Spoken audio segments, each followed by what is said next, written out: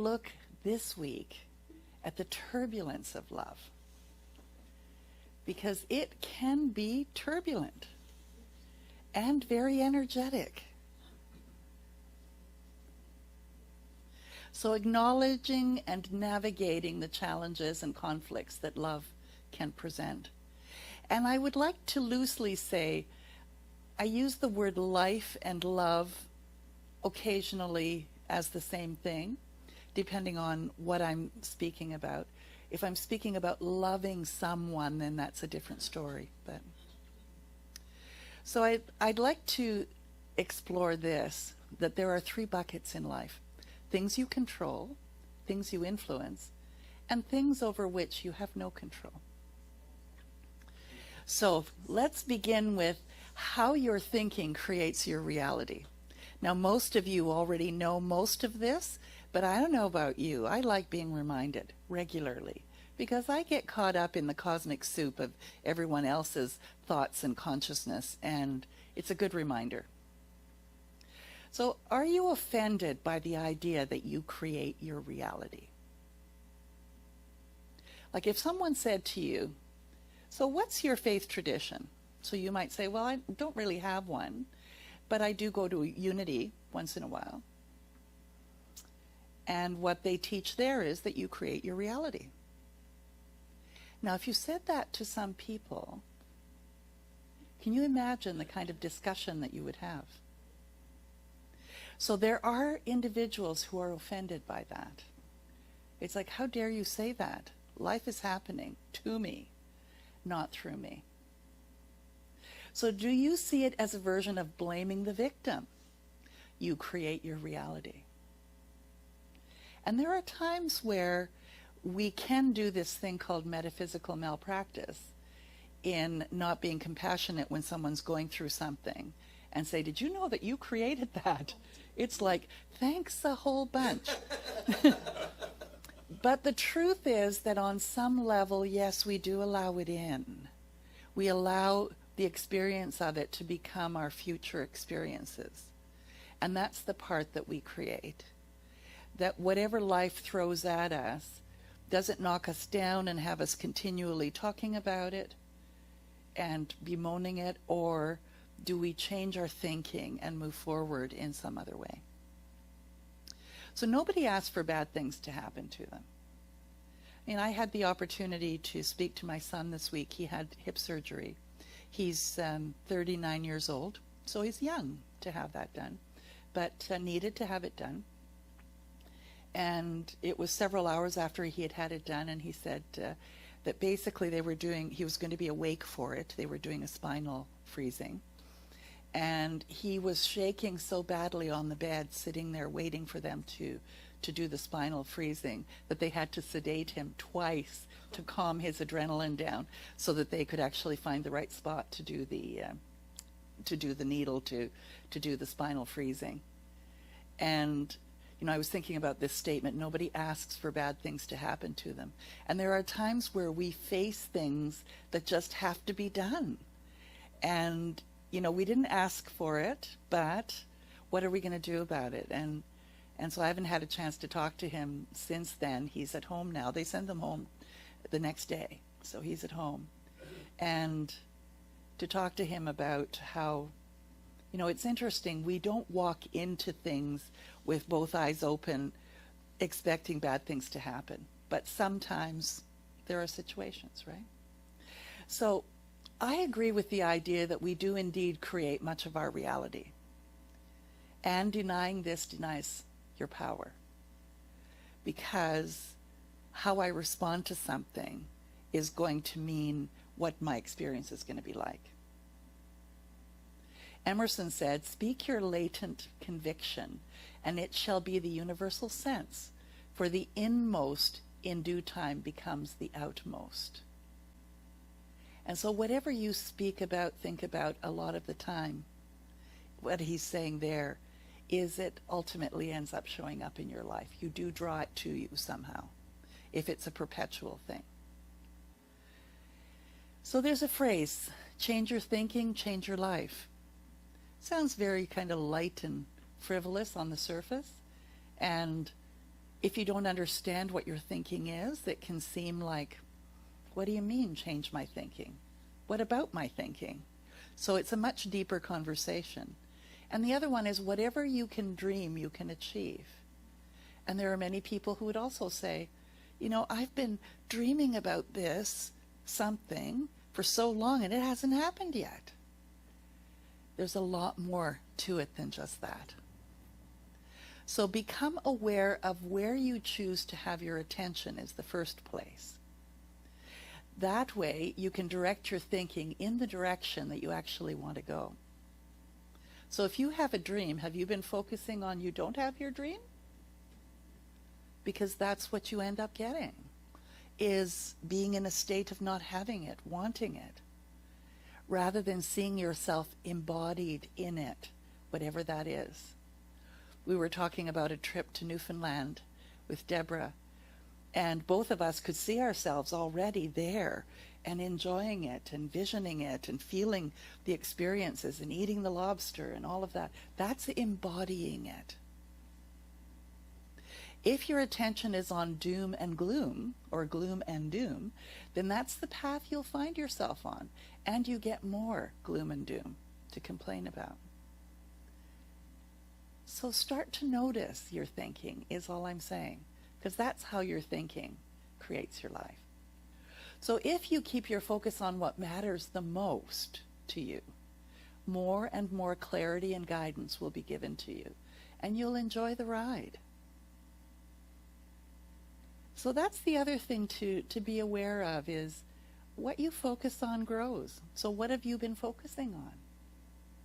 And has it been your desires, where you choose to be, any of those things? And if not, why not? Maybe you forgot. So your thoughts help create your experience of reality. I prefer that statement. Your thoughts help create your experience of reality. And what is reality anyways but each individual experience? Because someone else could be in the same situation and they're experiencing it totally differently. So it's what you accept and permit in your thinking. The nature of your thoughts is something you definitely can choose. But you have to notice that you're thinking them. And usually the first place to go is, how do you feel in your body? Because your thoughts create feelings of either peace or joy or exuberance or fear, shuddering like my son was before he was having the surgery. I'm curious to ask him, what fear was rising up that caused that level of fear? You can mold your thinking in a direction that enhances the quality of your life experience, and then notice how the situation itself didn't have to change. I've done that. Have you? Where as soon as you change your way of thinking about something, it doesn't seem so bad, and yet the situation's still there. The situation might still be challenging, but your relaxed state promotes answers and solutions to arise that your previous thoughts could never have come up with. And I guess that's the key, is if you can do what we did this morning in prayer, to just stop. You don't even have to close your eyes. And take your thinking thoughts and just bring your focus to your heart center, to that place in you that is calm, that's peaceful, that has the answers, even if it's for a moment. Start asking more questions of yourself and others. Many people voice their opinions and bemoan their life experience and are very vocal about it, but they're not asking questions. They're making statements. And we have a tendency also to make statements for someone who is bemoaning, rather than to ask questions like, tell me more, or can you help me to understand that?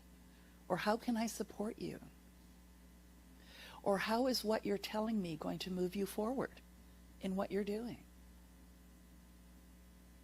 It's much more constructive to ask yourself or others questions that will help open you up and open your mind. So if you're in the middle of a crisis, what might you ask yourself? What's really going on here? And maybe for Ben, my son, what am I really afraid of? Though I'll tell you, if you've ever been in the throes of being that afraid, it's very hard to stop that, like in a nanosecond. It takes a while to have the temperature come down. And to recognize that just asking yourself the question in the middle of chaos isn't necessarily going to bring you where you need to be. You need to keep at it. So you can start by becoming aware of your reactions and thinking processes by asking these simple questions repeatedly until the new way of thinking becomes natural. So this is one. Does this bring discord or harmony? Does this enhance the quality of my life? Does it take away from it? And that's about how you're feeling. So, and sense intuitively where you're headed and choose to go with the path that brings harmony and peace. So, that's the other thing to ask in the middle of something is, what could I do now to feel more peaceful or to move towards more peace? Other things that shape thinking is what we let into our minds. And we let a lot of stuff into our minds. I noticed myself as I was watching a Shoot 'em Up Bang Bang show that was from Australia. I don't remember what it's called, but it was cowboys and gunfights and things like that. And I noticed adrenaline rushes in my body as I was watching it. And I was thinking, this is why I like these shows. I guess I like those hits of adrenaline because I'd literally jump as I was watching it and thought, I guess I'm an adrenaline junkie when it comes to cowboy shows. But, we do that. We all do that. We find ourselves in situations that, even if we're not conscious of it, are pleasing to us somehow. And then there's things like media, advertising and news. And the friends that we keep really do influence each other. We influence them and they influence us. And the conversations that we have and so on. So be selective and only let the very best into your life. And if there is something that isn't the very best, how can you make it better? That's the question. So let's look at these three buckets. The things you control, the things you influence, and the things over which you have no control. So let's look at the things we don't have any control over first. Might as well get that out of the way. So what is not under your control? Somebody just yelled out, everything's not in our control. And there are many random events in life. The families that we're born into, earthquakes, pandemics, illness, job layoffs, the death of loved ones, fires, car accidents, even crazy things that people blurt out to us. So these are the things that you influence. You influence other loving things with your actions. But more than that, and I said loving things, didn't I? Living things, because I think of everything as love. You influence other living things with your actions and also your thoughts and beliefs. One of the most wonderful talks that I ever heard was the Reverend Dr. Michael Beckwith, when he said that there is this thing called sacred service. And what he meant by that was that we have an influence over other living things. And what we think about when we focus on that, whatever that is, a plant, another person, a society, a group, that our energy influences that energy.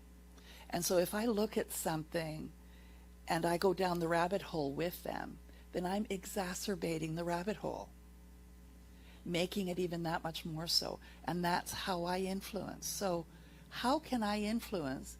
And, I think about my son, and I said to him, well, I came through a same type of surgery. And I was walking several hours after the surgery. Everything was great.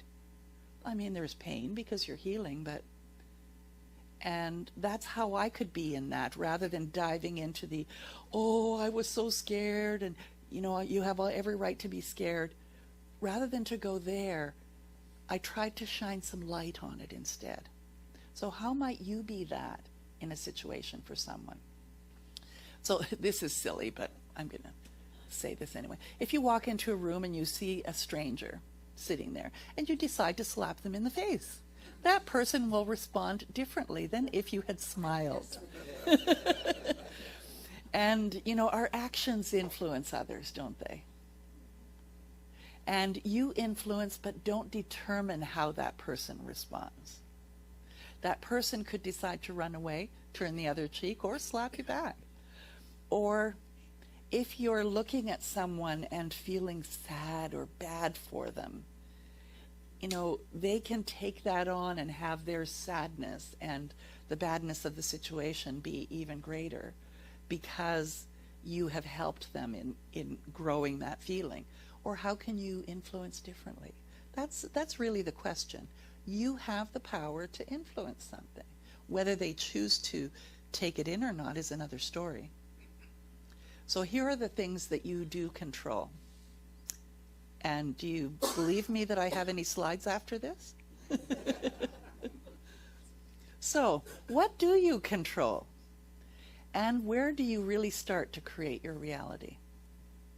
Anybody have any ideas? What do you control?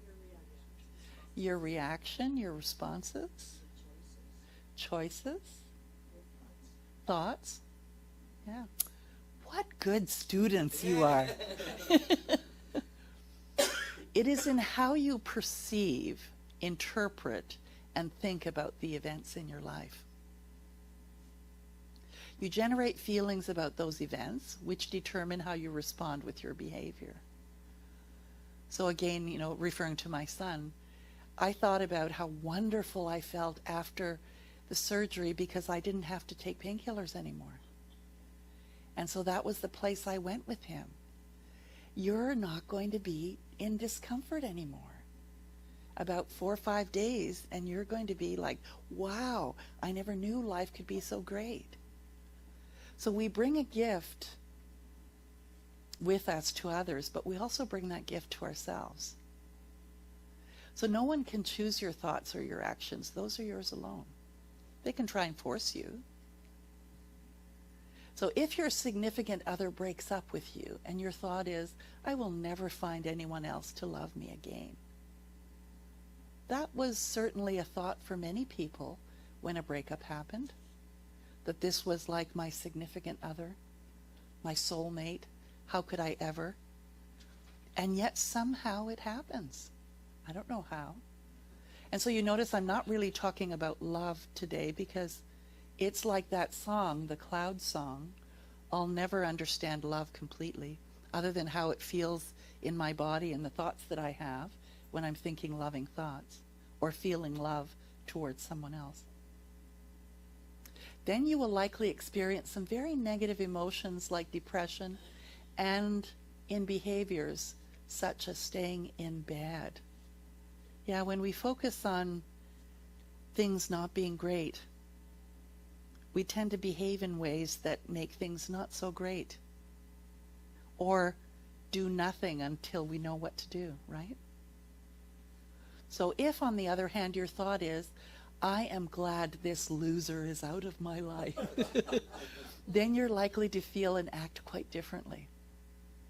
The thing that I've come to understand is when a relationship blows up, and I look back at it several years later, I recognize that it was time for it to go.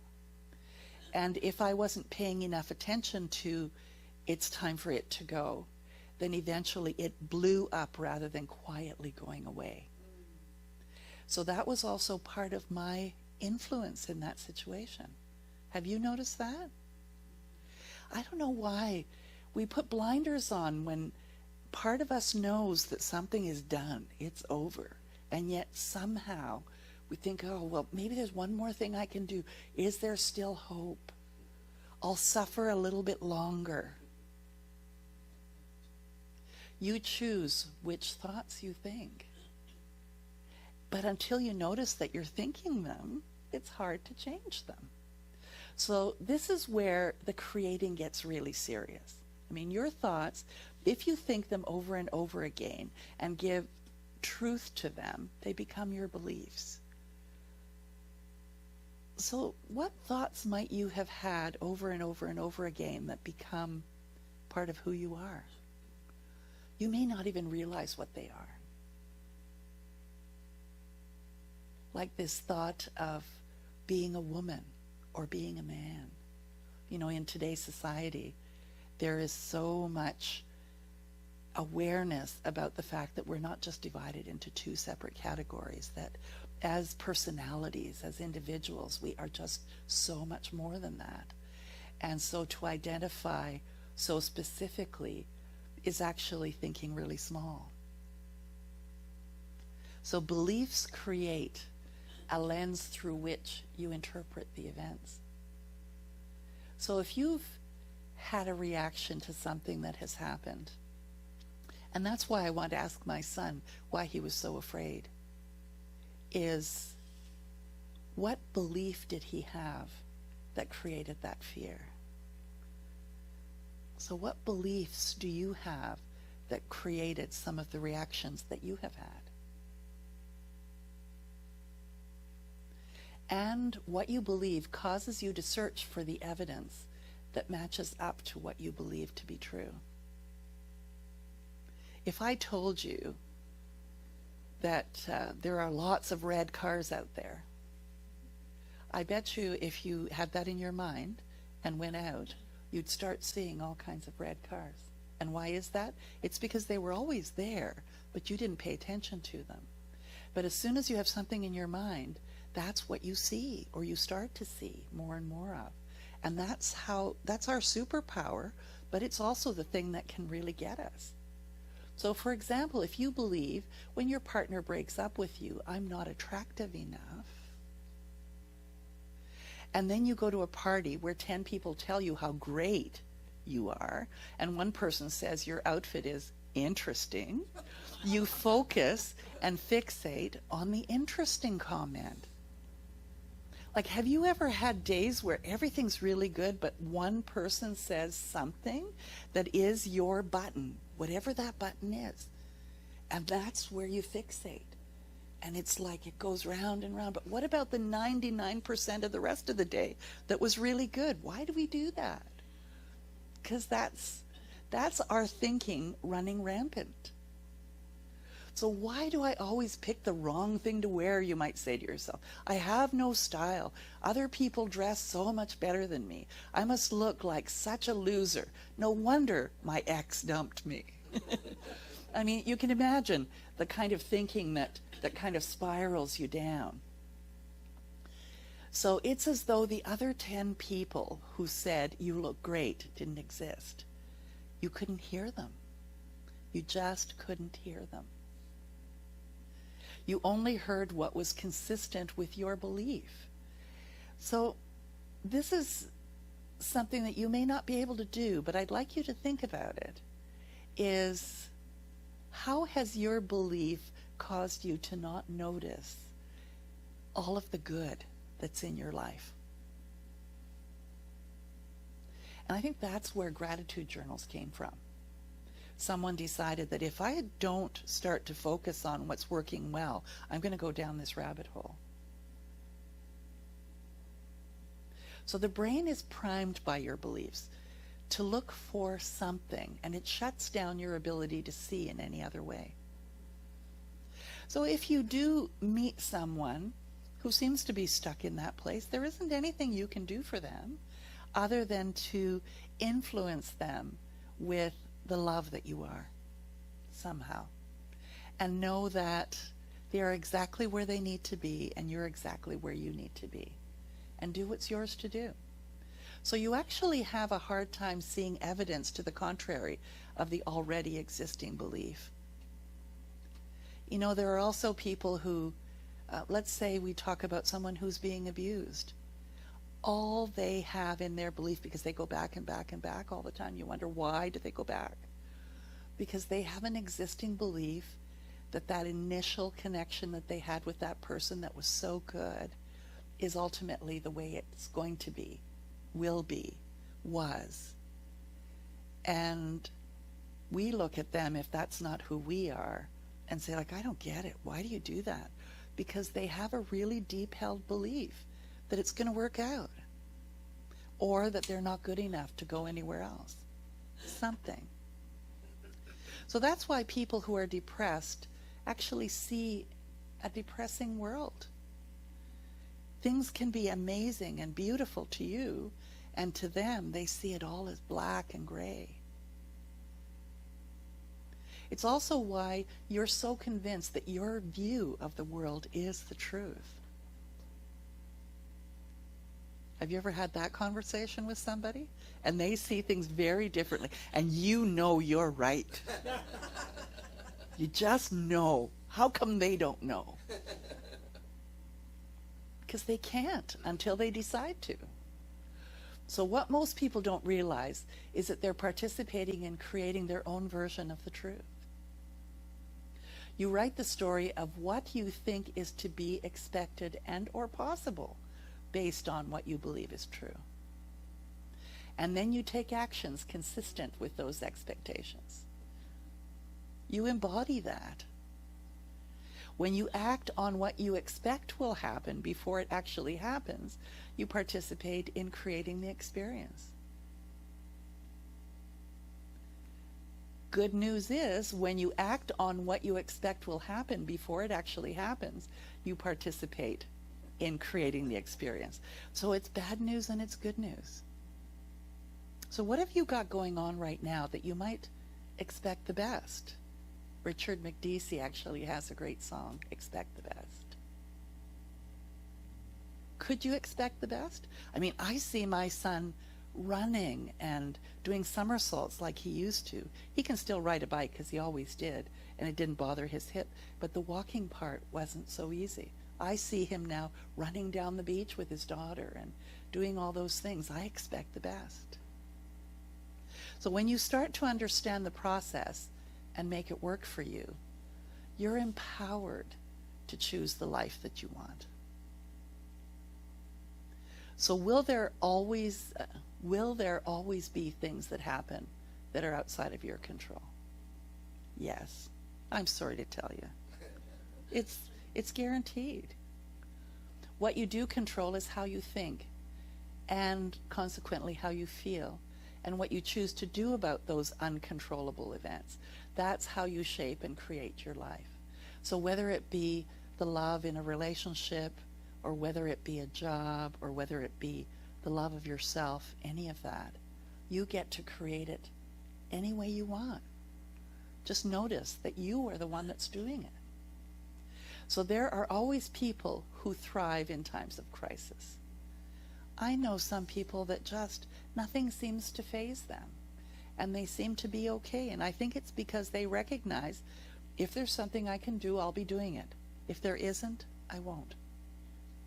And is it because they're lucky? It's because they choose to see opportunity rather than trouble. And sometimes the opportunity is just to notice, I can help here, or maybe I can't, and to be okay with that too. It's easy to break out of autopilot and take charge of this process. No, it isn't easy. Simple, the idea is simple, but it's not easy. The more difficult your life has been, the harder it may seem at first, because you're priming the pump of seeing the world in a different way, of seeing the kind of power that you have within you. And it's doable, and once you get the hang of it, it gets a lot easier. It actually becomes second nature. It's a bit like muscle memory, where there are a lot of things that we do, and you have to think afterwards, oh, did I do that? Like unplugging the iron. Anybody iron anymore? I do still, because I sew, so I iron. But, did I unplug the iron? Did I unplug this? Did I turn that off? We do things so automatically when it's something that we've decided to do regularly. And so your thinking can be the same. Henry Ford said, whether you think you can or think you can't, you're right. Things you control, things you influence, and things over which you have no control are basically things I'd like you to think about this week. So we talked about the 3 buckets, and that's them. And that you create your reality, your experience of reality through your thinking, and sometimes through deep thinking that is underneath your conscious, that comes up as feelings and as a reaction.